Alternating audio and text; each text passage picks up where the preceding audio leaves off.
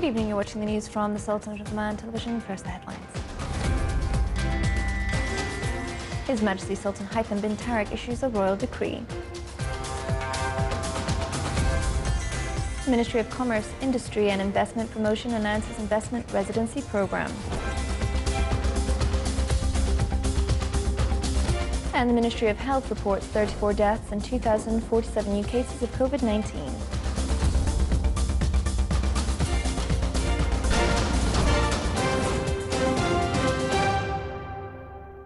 Those are the headlines, and now for the news in detail. His Majesty Sultan Haitham bin Tariq issued a royal decree. Royal Decree number 47/2021 on issuing the system of University of Technology and Applied Sciences. Article 1 enacts the provisions of the system of University of Technology and Applied Sciences.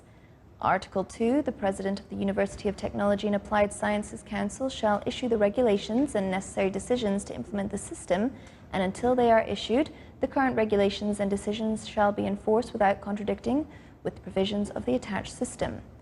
Article 3, this decree shall be published in the Official Gazette and shall come into effect from the following day of its issue.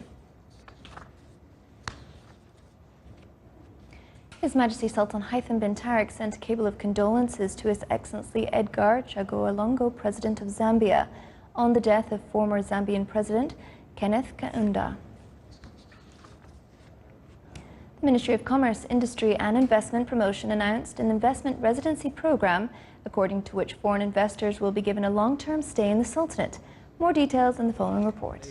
The business and investment environment in the country, the Ministry of Commerce, Industry and Investment Promotion announced an investment residency program, which includes a long-term residency for foreign investors.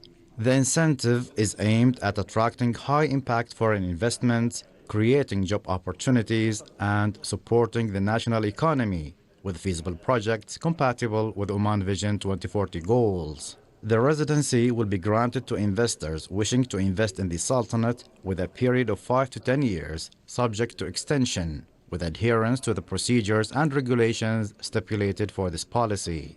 The meeting at which the program was announced also reviewed the anticipated outcomes of the investment residency program, in addition to what is expected from such projects, particularly in localizing industries and bringing modern technologies that would enhance the investment environment and target economic diversification sectors to be focused on according to the 10th five-year plan, which includes the sectors of industry, tourism, mining, logistics, agriculture and fisheries, education, health and information technology, in addition to prospect sectors represented in the green and circular economy. It is worth mentioning that the activation of the investment residency program will start in September, where investors wishing to avail of the program can submit an electronic request through the Ministry's Investment Services Center after completing all procedures related to the project. The investment residency program comes within the ongoing efforts of the Ministry of Commerce, Industry and Investment Promotion to enhance the investment environment in the Sultanate and attract quality investments. Salih Bukhalfan Rahbi, Sultanate of Oman Television, Muscat. The plan for stimulating real estate development in the Special Economic Zone in Duqm topped discussions of the meeting of the Public Authority for Special Economic Zones and Free Zones. The meeting discussed means of finding long-term housing solutions and providing housing units for those willing to invest in Duqm through long-term contracts. The meeting approved building through 3D printing techniques while sticking to safety conditions in the special and free zones. It is a well-approved promotion for 3D printing through a package of facilitations and incentives like exemption from rental charges for a period of 5 years. The meeting was chaired by His Excellency Dr. Ali bin Masood Al Sanidi, Chairman of the Board of the Public Authority for Special Economic Zone and Free Zones. The Ministry of Health announced 34 deaths and 2,047 new cases of COVID-19 in the Sultanate. It also registered 1,094 recovered cases. The total number of COVID-19 cases in the Sultanate reached 254,656. The total recovered cases reached 222,344 cases.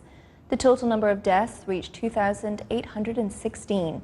The Ministry indicated that the number of inpatients during the 24 hours is 203, bringing the total number to 1,531, while 445 are in intensive care units.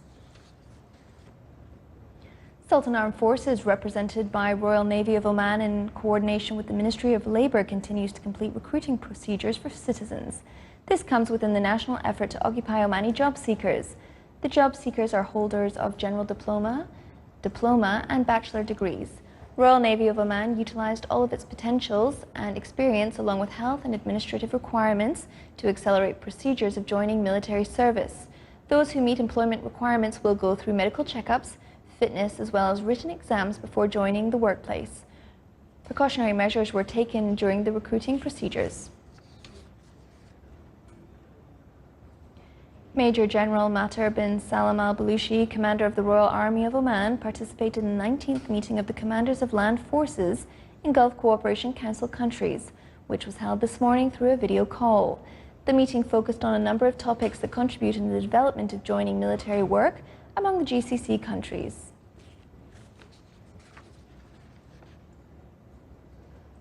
Sohar Port and Free Zone signed a memorandum of understanding with the Pekin Port in Brazil with the aim to expand the range of global maritime and logistic operations. The MOU also aims to find economic opportunities, exchange knowledge and best practices, developing technologies for green hydrogen and other sources for renewable energy. This cooperation comes with the strategy of Sohar Port and Free Zone to strengthen its position as one of the world's fastest growing ports and key logistic hubs in the region and beyond. Still to come in our news bulletin. A surprise guest was in a crowd at the Vatican for the Pope's weekly general audience today.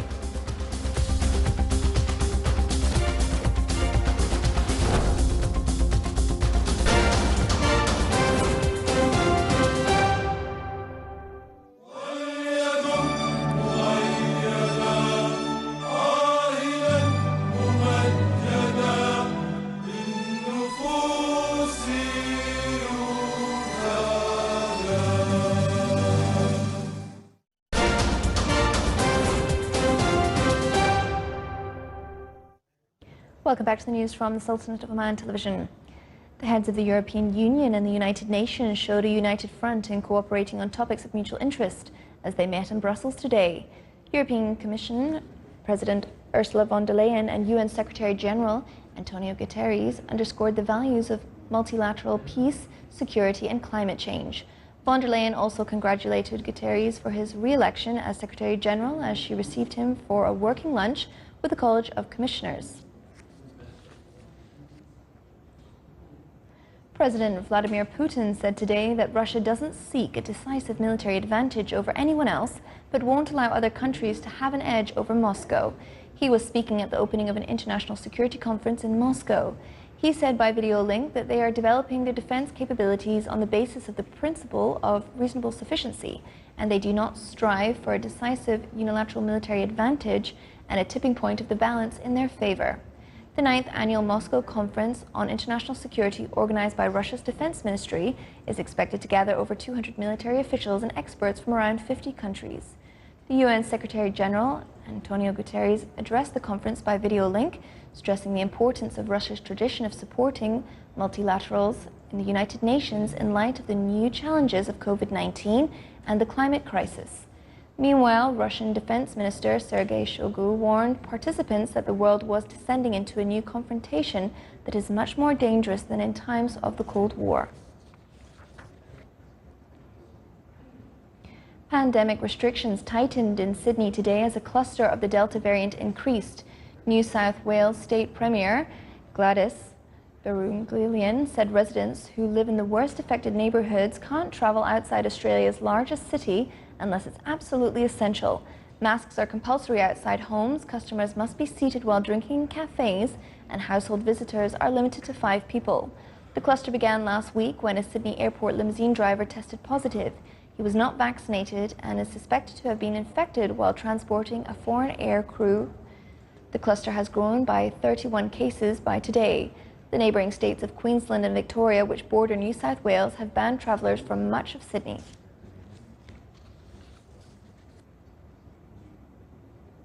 From behind the usual crowd of nuns, newlyweds and the faithful at the Pope's weekly general audience, today emerged a surprise guest, SpiderMan. Dressed in his classic red, black and blue costume, he sat in the VIP section thanks to his work as a volunteer visiting sick children in hospital.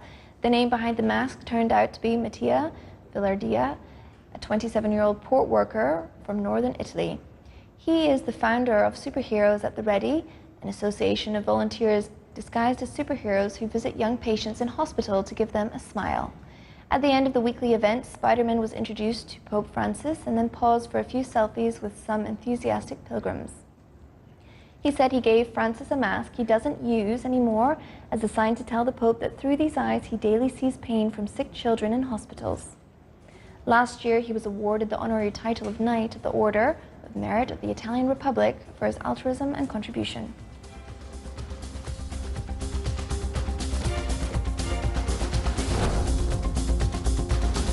This is the Sultanate of Oman television. Before we end tonight's bulletin, here are the main points once again.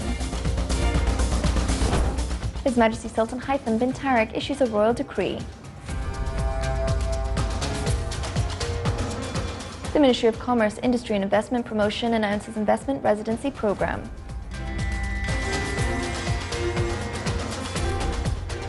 And the Ministry of Health reports 34 deaths and 2,047 new cases of COVID-19.